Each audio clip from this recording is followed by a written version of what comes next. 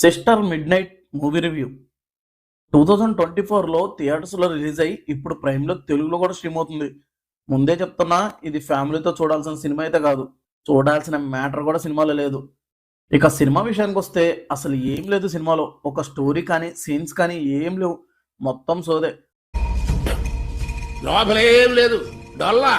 ఒక documentary type, నీరసంగా experimental type ఉంటుంది సినిమా. దీన్ని ఓటీటీలో చూడడానికే చాలా ఇబ్బంది పడ్డా నేను. మరి ఈ సినిమాని థియేటర్లో చూసిన వాళ్ళ పరిస్థితి ఏంటో మరి.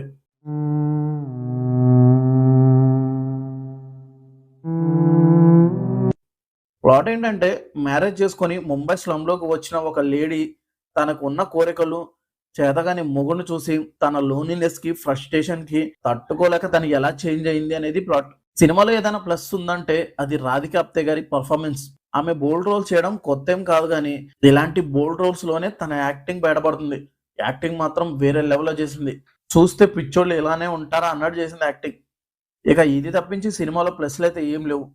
సినిమా ఎలా ఉంటుందంటే, పెళ్ళవడం, ఇంట్లోకి వచ్చాక వంట కూడా రాని అమ్మాయి, సరిగ్గా పట్టించుకొని మొగుడు, ఎలాంటి ఎంజాయ్ లేని లైఫ్, తన లోన్లీనెస్ ని తట్టుకోలేక వేరే పనులు చేయడం, పిల్లుల్ని పెట్టాలని తినడం, అలా తను ఎలా వైల్డ్ స్టేజ్ కి వచ్చింది అనేది సినిమాలో చూపిస్తారు. సింపుల్ గా ఇదొక డాక్యుమెంటరీ ఎక్స్పెరిమెంటల్ మూవీ. నాకైతే అస్సలు నచ్చలేదు. మీరు చూడాలనుకుంటే చూసి మీకు ఎలా ఉందో కూడా కామెంట్ చేయండి. ఈ రివ్యూ మీకు నచ్చితే లైక్ చేయండి. మళ్ళీ నెక్స్ట్ వీడియోతో కలుద్దాం. Thank you for watching.